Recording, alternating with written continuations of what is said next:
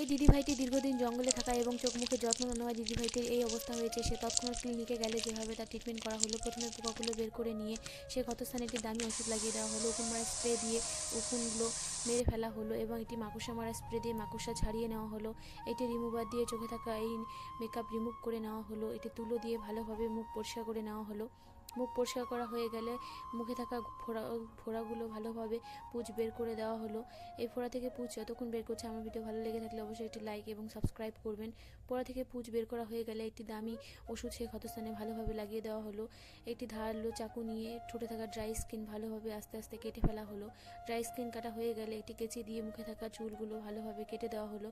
চুলগুলো সুন্দর শেপে কেটে দেওয়া হলো। চুল কাটা হয়ে গেলে এবার একটি দামি ইঞ্জেকশন কোঁচকানো স্কিনের উপর করে দেওয়া হলো। কোঁচকানো স্কিনের উপর ইঞ্জেকশন করাতে দিদিটির মুখ অনেকটাই ভালো হয়ে যায় এবং দিদিটিকে সুন্দর করে সাজিয়ে দিলে পুরোপুরি সুস্থ হয়ে যায়।